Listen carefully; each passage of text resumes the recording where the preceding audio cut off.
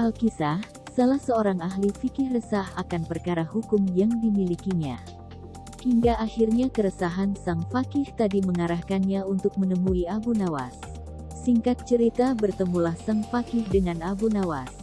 Tanpa basa-basi, sang faqih pun mengutarakan keresahannya. "Wahai Abu Nawas, aku membutuhkan pertolonganmu. Aku ingin engkau memberikan fatwa kepadaku perihal keresahanku selama ini, dan semoga engkau mendapatkan balasan dari Allah atas kebaikanmu." Sang faqih berbasa basi. "Keresahan apa yang kau hadapi? Katakan saja," kata Abu Nawas.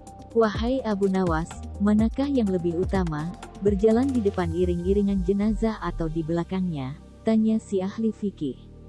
"Wahai ahli fikih, jangan terlalu serius dan resah perihal urusan remeh-temeh seperti ini," jawab Abu Nawas. "Lantas fatwa apa yang bisa kau beri padaku perihal perkara ini?" serga sang ahli fikih penasaran. Abu Nawas pun menjawab, "Berjalanlah sesukamu, depan belakang, kanan kiri itu sama saja, asal jangan kau naiki keranda jenazahnya." Keseriusan ahli fikih yang tadinya menyimak uraian Abu Nawas, berubah menjadi tawa. Sang ahli fikih itu pun pergi dengan rasa puas dan tertawa sepanjang perjalanan.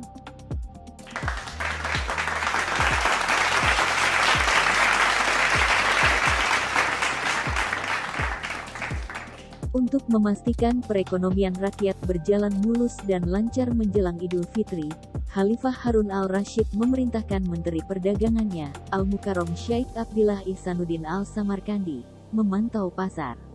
Khalifah minta agar sang menteri mengecek bahwa semua kebutuhan pokok masyarakat tersedia, baik yang terbesar maupun yang terkecil.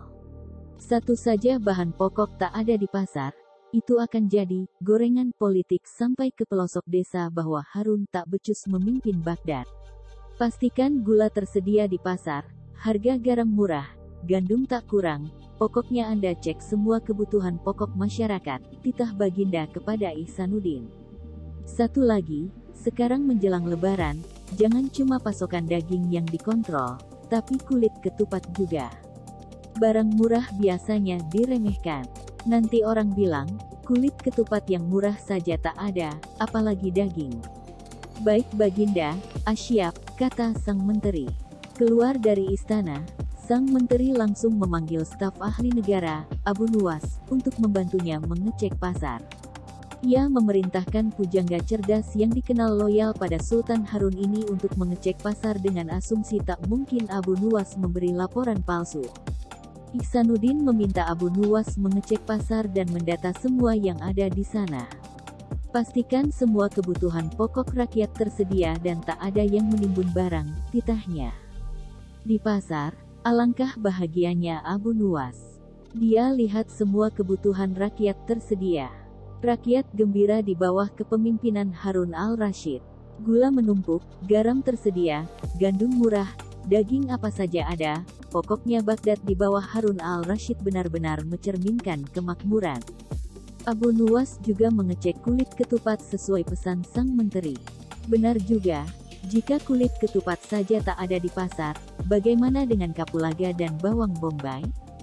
Dengan wajah ceria, Abu Nuwas kembali ke kantor Menteri Perdagangan untuk melaporkan hasil surveinya. Wah, Baghdad tersenyum di bawah kepemimpinan Khalifah Harun dan Menteri Ihsanuddin, jelas Abu Nuwas. Semua kebutuhan pokok tersedia. "Garam, gandum, gula?" tanya Ihsanuddin untuk menambah keyakinannya. "Ada. Daging, banyak. Semua halal. Kulit ketupat, ingat ini musim Lebaran? Nah, kulit ketupat sudah saya cek, di semua pasar, kulit ketupat kosong." Mendengar jawaban Abu Nuwas, Ihsanuddin kaget luar biasa. Tanpa bertanya lagi, ia bergegas menuju istana dan menyampaikan laporannya agar Khalifah senang. "Baginda, ada kabar baik, ada kabar buruk. Baginda mau dengar yang mana dulu?" "Apa kabar baiknya?" "Semua kebutuhan pokok tersedia di pasar." Kabar buruk, hanya kulit ketupat yang tak ada di pasar. Entah hilang dari pasaran atau ada yang menimbun, katanya yakin. Mendengar jawaban menterinya, Harun mengerahkan serdadunya untuk menebang pelepah kurma sebanyak mungkin lalu membuat kulit ketupat ramai-ramai. Ia ingin membanjiri pasar dengan kulit ketupat agar para penimbun kulit ketupat kecele dan rugi besar. Tapi Harun tak puas. Ia langsung terjun ke pasar hari itu juga mengecek lapangan. Tapi, betapa kaget Khalifah karena di pasar ternyata banyak orang menjual kulit ketupat. Bagaimana ini, Pak Menteri, di pasar ternyata banyak kulit ketupat dijual? Ihsanuddin juga kaget. Tapi tadi kata Abu Nuwas di semua pasar kulit ketupat hilang, tak ada di pasaran, jelasnya terbata-bata. Ia lalu berteriak memanggil Abu Nuwas. Abu Nuwas, tadi Anda bilang kulit ketupat tak ada, hilang dari pasaran, bagaimana ini kok ternyata banyak? Benarkah itu? Tanya Harun al-Rashid sambil memandang tajam pada Abu Nuwas. Pujangga Baghdad ini dengan tenang kemudian mengambil beberapa kulit ketupat dari pedagang lalu menyerahkannya kepada Ihsanuddin dan Harun. Silakan pencet tuan-tuan, kata Abu Nuwas dengan suara merendah. Pujangga Baghdad ini dengan tenang kemudian mengambil beberapa kulit ketupat dari pedagang lalu menyerahkannya kepada Ihsanuddin dan Harun. Silakan pencet tuan-tuan, kata Abu Nuwas dengan suara merendah. Apa maksud kamu? Tanya Khalifah. Apakah semua kulit ketupat itu kosong? Ya benar, semuanya kosong. Nah, itulah yang tadi saya sampaikan kepada Menteri Perdagangan. Tadi saya katakan, di semua pasar, kulit ketupat kosong. Lalu salah saya di mana? Abu Nuwas, teriak Ihsanuddin.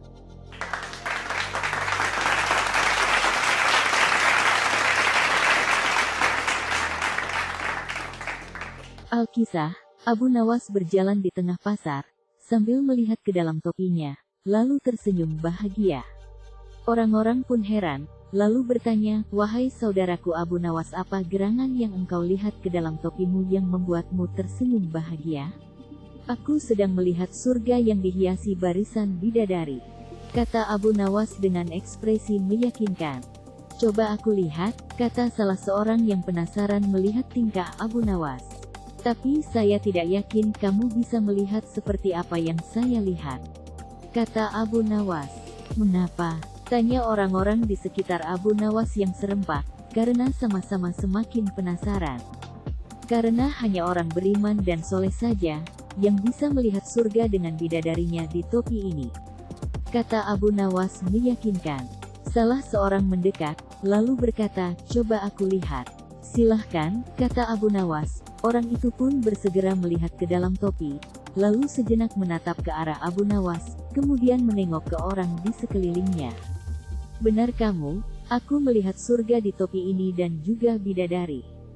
Subhanallah, kata orang itu berteriak. Orang-orang pun heboh ingin menyaksikan surga dan bidadari di dalam topi Abu Nuwas, tetapi Abu Nuwas mewanti-wanti, bahwa hanya orang beriman yang bisa melihatnya, tetapi tidak bagi yang kafir.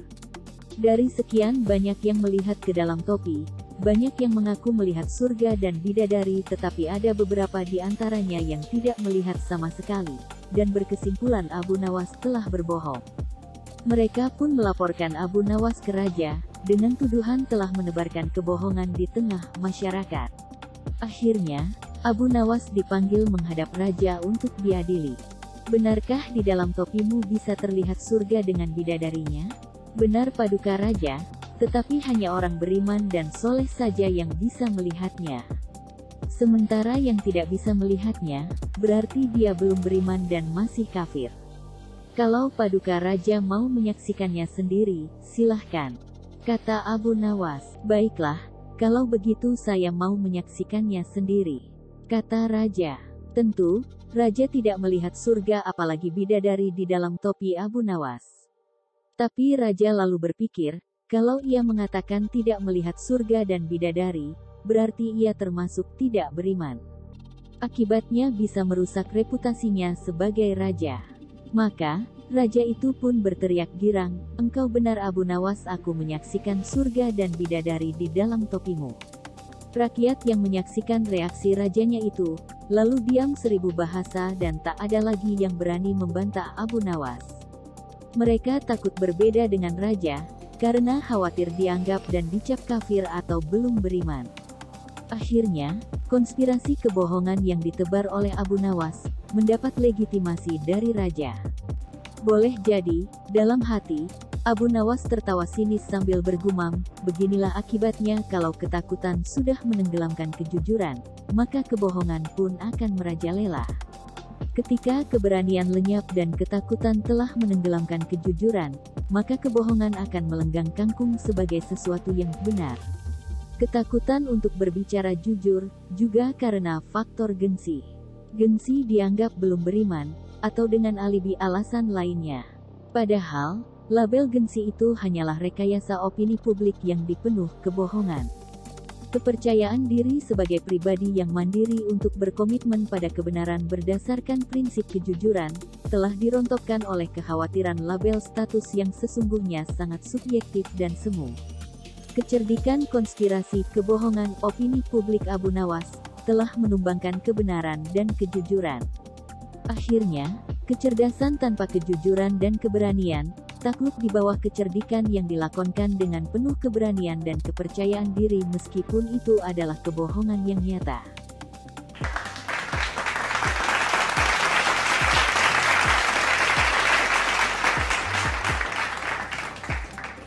Ini adalah anekdot atau humor cerdas dari Abu Nawas menghadapi 10 orang Wahabi.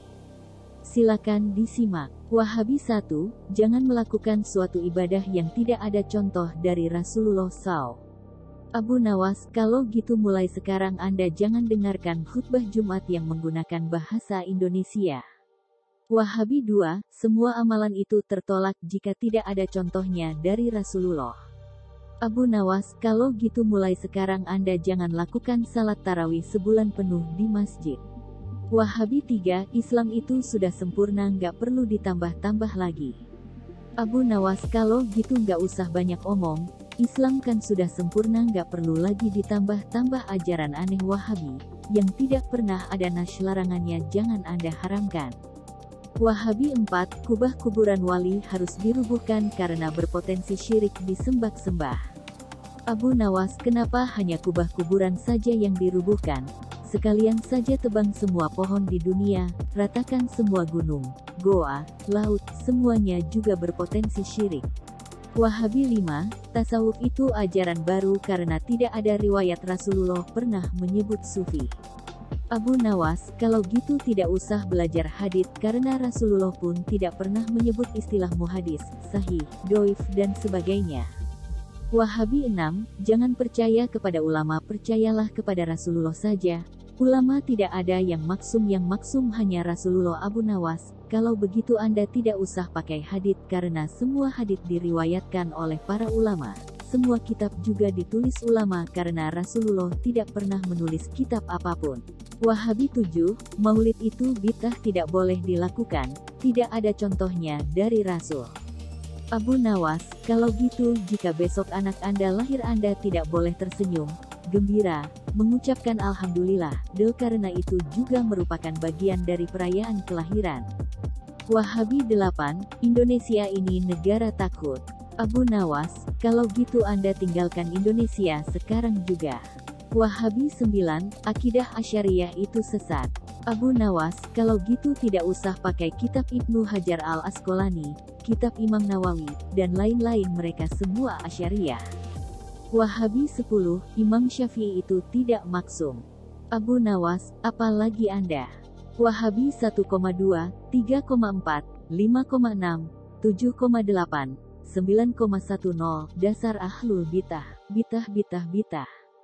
Abu Nawas, yang suka teriak sate biasanya tukang sate, yang suka teriak bakso biasanya tukang bakso, yang suka teriak siomay biasanya tukang siomay. Berarti yang suka teriak bid'ah adalah ke-10. Wahabi pun terdiam kebingungan tidak tahu harus bicara apa lagi.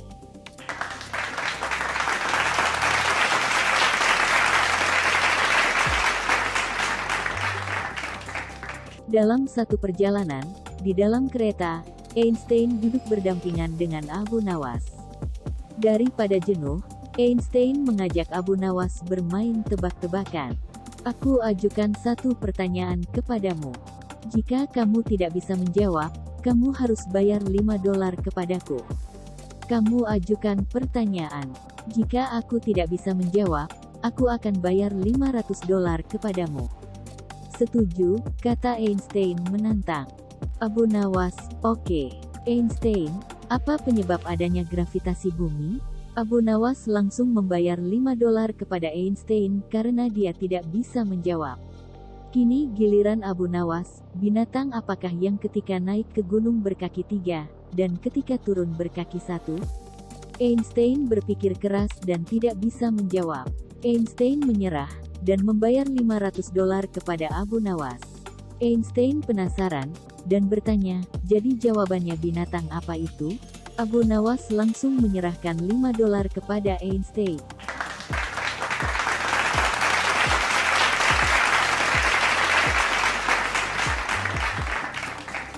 Siapa yang tak kenal Abu Nawas, seorang pujangga yang sangat kocak sekali dengan deretan kisah lucunya.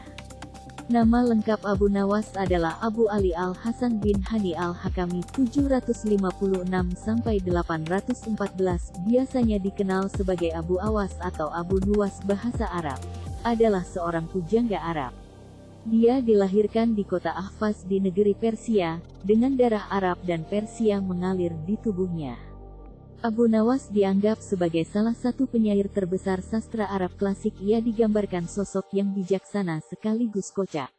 Abu Nawas juga muncul beberapa kali dalam kisah 1001 Malam. Dalam salah satu cerita ia pernah berpura-pura gila karena tidak ingin menjadi kadi setelah mendengar wasiat ayahnya dengan cara menaiki batang pisang seperti kuda-kudaan. Ia juga sering ditantang oleh Raja Harun al-Rashid maupun oleh teman-temannya dengan hal yang aneh, berisiko dan bahkan tidak mungkin terjadi seperti memindahkan istana raja ke bukit, memantati raja dan lain-lain. Kala masih bujang Abu Nawas ingin segera mendapatkan jodoh. Kemudian menikah dan hidup bersama jadi satu keluarga. Suatu ketika Abu Nawas sangat tergila-gila pada seorang wanita. Wanita yang disenanginya sungguh cantik, pintar serta termasuk wanita ahli ibadah. Abu Nawas ingin menjadikannya istri. Karena cintanya begitu membara, dia lantas berdoa dengan khusyuk meminta kepada Allah SWT. Terjemahan doanya dalam bahasa Indonesia kurang lebih sebagai berikut, Ya Allah, jika memang gadis itu baik untuk saya, dekatkanlah kepadaku. Tetapi jika memang menurutmu ia tidak baik buatku, tolong ya Allah, sekali lagi tolong, pertimbangkan lagi ya Allah, ucap Abu Nawas sambil menyebut nama gadis itu dan terkesan memaksa kehendak Allah. Abu Nawas melakukan doa itu setiap selesai salat 5 waktu. Selama berbulan-bulan ia pun menunggu tanda-tanda dikabulkan doanya. 3 bulan berlalu Abu Nawas merasa doanya tak dikabulkan.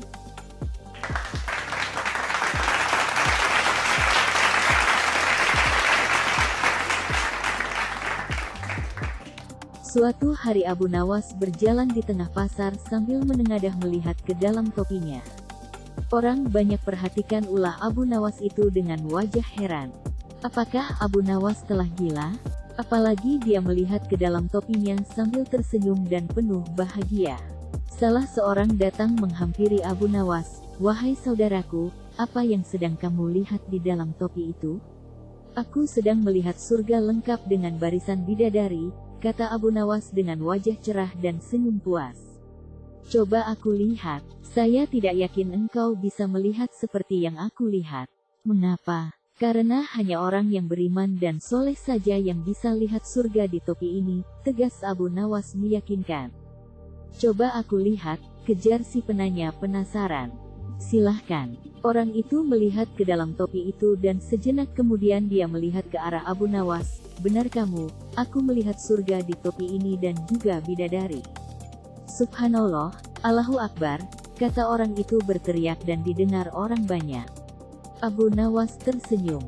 Sementara orang banyak yang menyaksikan ulah Abu Nawas ingin pula membuktikan apakah benar ada surga di dalam topi itu. Abu Nawas mengingatkan kepada mereka semua, "Ingat, hanya orang beriman dan soleh yang bisa melihat surga di dalam ini. Yang tidak beriman tidak akan bisa melihat apapun." Satu demi satu orang melihat ke dalam topi Abu Nawas itu. Ada yang dengan tegas menyatakan melihat surga dan ada juga yang mengatakan Abu Nawas bohong. Abu Nawas tetap tenang saja sambil menebar senyum. Akhirnya, mereka yang tidak melihat surga di dalam topi itu melaporkan kepada raja dengan tuduhan Abu Nawas telah menebarkan kebohongan kepada orang banyak. Raja memanggil Abu Nawas menghadap raja. Abu Nawas, seru raja, benarkah kamu bilang di dalam topimu bisa nampak surga dengan sederet bidadari cantik? Benar Tuan Raja, tapi yang bisa melihatnya hanya orang beriman dan soleh. Bagi yang tidak bisa melihat itu artinya dia tidak beriman dan kafir. Oh begitu, coba saya buktikan apakah benar cerita kamu itu, sanggah raja, yang segera melihat ke dalam topi Abu Nawas dari sudut kiri dan kanan, atas dan bawah. Akhirnya raja terdiam dan berpikir, benar tidak nampak surga di dalam topi ini.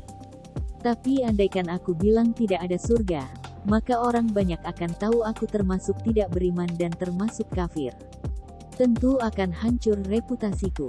Demikian kira-kira yang dipikirkan sang raja. Akhirnya raja mengatakan, benar. Saya sebagai saksi bahwa di dalam topi Abu Nawas, kita bisa melihat surga dengan sederetan bidadari, ia setengah berteriak. Orang banyak akhirnya menerima cerita Abu Nawas karena khawatir berbeda dengan raja. Ibrah yang bisa kita petik dari kisah ini adalah betapa kita masih sering latah dan kagetan dalam menyikapi sebuah berita. Tidak tua tidak muda, kita masih suka panik dalam menyikapi berita terutama yang berbalut agama. Takut tidak dianggap Islam jika tidak ikut-ikutan. Takut tidak dianggap beragama jika tidak menerima ajakan mereka. Tidak tahu, karena kita masih miskin ilmu. Hal ini yang dimanfaatkan oleh para pengadu domba, penyebar fitnah, pembuat rusuh untuk memecah belah bangsa kita.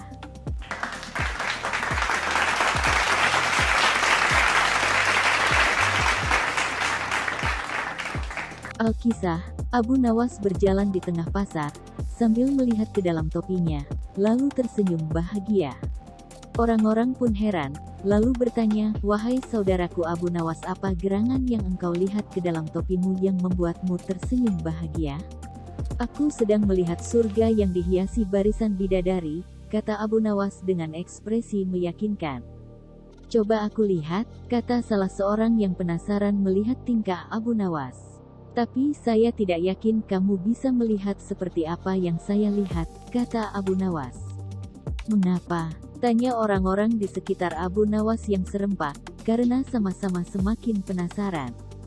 Karena hanya orang beriman dan soleh saja, yang bisa melihat surga dengan bidadarinya di topi ini, kata Abu Nawas meyakinkan. Salah seorang mendekat, lalu berkata, coba aku lihat. Silahkan, kata Abu Nawas. Orang itu pun bersegera melihat ke dalam topi, lalu sejenak menatap ke arah Abu Nawas, kemudian menengok ke orang di sekelilingnya. Benar kamu, aku melihat surga di topi ini dan juga bidadari. Subhanallah, kata orang itu berteriak.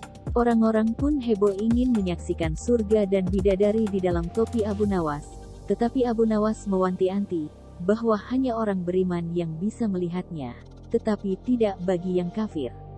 Dari sekian banyak yang melihat ke dalam topi, banyak yang mengaku melihat surga dan bidadari, tetapi ada beberapa di antaranya yang tidak melihat sama sekali, dan berkesimpulan Abu Nawas telah berbohong.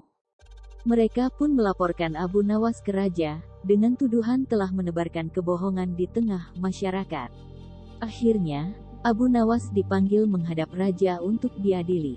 Benarkah di dalam topimu bisa terlihat surga dengan bidadarinya? Benar paduka raja, tetapi hanya orang beriman dan soleh saja yang bisa melihatnya. Sementara yang tidak bisa melihatnya, berarti dia belum beriman dan masih kafir. Kalau paduka raja mau menyaksikannya sendiri, silahkan, kata Abu Nawas. Baiklah, kalau begitu saya mau menyaksikannya sendiri, kata raja. Tentu, raja tidak melihat surga apalagi bidadari di dalam topi Abu Nawas. Tapi raja lalu berpikir, kalau ia mengatakan tidak melihat surga dan bidadari, berarti ia termasuk tidak beriman. Akibatnya bisa merusak reputasinya sebagai raja. Maka, Raja itu pun berteriak girang, "Engkau benar Abu Nawas, aku menyaksikan surga dan bidadari di dalam topimu." Rakyat yang menyaksikan reaksi rajanya itu, lalu diam 1000 bahasa dan tak ada lagi yang berani membantah Abu Nawas. Mereka takut berbeda dengan raja, karena khawatir dianggap dan dikep kafir atau belum beriman. Akhirnya, konspirasi kebohongan yang ditebar oleh Abu Nawas, mendapat legitimasi dari raja. Boleh jadi, dalam hati, Abu Nawas tertawa sinis sambil bergumam, "Beginilah akibatnya kalau ketakutan sudah menenggelamkan kejujuran, maka kebohongan pun akan merajalela." Ketika keberanian lenyap dan ketakutan telah menenggelamkan kejujuran, maka kebohongan akan melenggang kangkung sebagai sesuatu yang benar. Ketakutan untuk berbicara jujur, juga karena faktor gengsi. Gengsi dianggap belum beriman, atau dengan alibi alasan lainnya. Kepercayaan diri sebagai pribadi yang mandiri untuk berkomitmen pada kebenaran berdasarkan prinsip kejujuran, telah dirontokkan oleh kekhawatiran label status yang sesungguhnya sangat subjektif dan semu. Kecerdikan konspirasi kebohongan opini publik Abu Nawas, telah menumbangkan kebenaran dan kejujuran.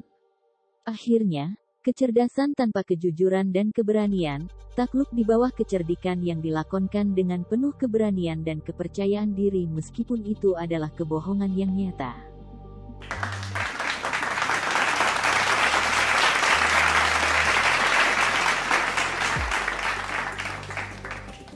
Sejumlah penduduk Baghdad berkumpul di depan istana Khalifah Harun al-Rashid. Sebagian kasak-kusuk tak jelas, sebagian lagi berteriak-teriak menuntut Abu Nuwas ditangkap. Mereka protes baliho raksasa milik Abu Nuwas yang dipasang di depan rumahnya, "Dijual cepat, matahari Baghdad, siapa cepat dapat bonus anak onta."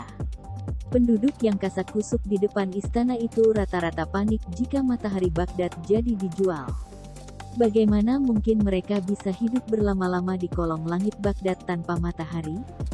Jika pindah ke Zaku, mereka khawatir daerah ini tertinggal, infrastruktur di sana kurang canggih dibanding infrastruktur di Baghdad. Pindah ke Bahtaran enak, tak jauh dari Baghdad, tapi bahasa penduduk di sana sulit dipelajari.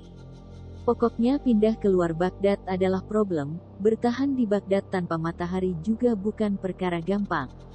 "Abu Nuwas, antum serius mau menjual matahari?" tanya Khalifah sambil mengamati massa yang terus membludak di depan istananya. "Benar Baginda, supaya kita bisa ikut cara mereka menggunakan otak." "Maksud antum?" tanya Khalifah kaget. "Begini Baginda, apakah antum senang infrastruktur di Baghdad terbangun hebat di zaman Baginda? Baginda bangga bisa menjadi teladan buat rakyat bahwa selama menjabat jadi Khalifah Baginda tidak korupsi? Baginda senang tidak mempertontonkan keserakahan dengan menguasai ratusan ribu hektar padang pasir, padahal Baginda bisa melakukannya dengan kekuasaan yang sekarang Baginda genggam?" "Abu Nuwas, coba ke inti masalah. Jika Baginda turun dan tanya massa yang sekarang berdemonstrasi itu, ketahuilah bahwa mereka akan menjawab, buat apa bangun infrastruktur? Infrastruktur tidak bisa dimakan. Jadi, jalan-jalan mulus yang Baginda bangun selama ini, puluhan bendungan yang Baginda banggakan, lapangan terbang, rel kereta api di Khorramabad, pasar-pasar di Kirkuk, itu semua percuma, tak bisa dimakan." Khalifah Harun al-Rashid terdiam. Baginda bangga tidak korupsi, anak Baginda jual pisang goreng? Itu malah membuat mereka marah dan cemburu. Buat mereka Baginda mestinya korupsi agar mereka tak repot-repot lagi bikin isu tak masuk akal. Misalnya Baginda keturunan Mongolia, Baginda memusuhi ulama, Baginda membiarkan partai Bas yang sudah dilarang tumbuh lagi. Wah, pokoknya banyak Baginda. Lalu apa hubungannya dengan menjual matahari? Dengan pelan-pelan Abu Nuwas kemudian menjelaskan bahwa apa yang dianggap Khalifah Harun sebagai prestasi nasional tapi justru dianggap pemborosan dan membebani negara adalah karena mereka terbiasa melihat semua prestasi yang ada di ruang gelap. Di ruang gelap, gadis cantik tak terlihat, sebatang emas bisa dianggap besi. Apalagi jika cara melihatnya sambil bergelantungan. Tapi, kalaupun mata mereka tak melihat di ruang gelap, bukankah telinga mereka mendengar, hati mereka terbuka? Bagaimana mungkin mereka menuduhku memusuhi ulama padahal wakilku sekarang adalah ulama besar? Jikapun mereka tak suka aku, bukankah kepada mereka sekarang aku sodorkan ulama yang dulu mereka klaim mereka bela? Mengapa sekarang mereka tinggalkan? Baginda, itulah enaknya melihat dunia di ruang gelap sambil terbalik. Kita bisa menikmati apa yang mereka nikmati selama ini. Baginda tidak capek berpikir rasional? Khalifah terdiam. Percayalah Baginda, hanya dengan melihat segala sesuatu di kegelapan, Baginda akan paham mengapa selama ini mereka melihat infrastruktur megah, pemerataan pembangunan di daerah tertinggal, semuanya sama sekali tak berguna karena tak bisa dimakan. Mohon jangan katakan, infrastruktur memang tak bisa dimakan, tapi dengan infrastruktur kita semakin mudah cari makan, itu cara berpikir rasional dan normal, Paduka. Percayalah Baginda, hanya dengan melihat segala sesuatu di kegelapan, Baginda akan paham mengapa selama ini mereka melihat infrastruktur megah, pemerataan pembangunan di daerah tertinggal, semuanya sama sekali tak berguna karena tak bisa dimakan. Mohon jangan katakan, infrastruktur memang tak bisa dimakan, tapi dengan infrastruktur kita semakin mudah cari makan, itu cara berpikir rasional dan normal, Paduka. Masa di luar istana makin membludak, tapi Khalifah kali ini diam saja. Dia memberi isyarat membenarkan Abu Nuwas. Jadi, boleh saya jual matahari? Besok Baghdad gelap, banyak rakyat bergelantungan. Aspal di jalan terlihat ketan.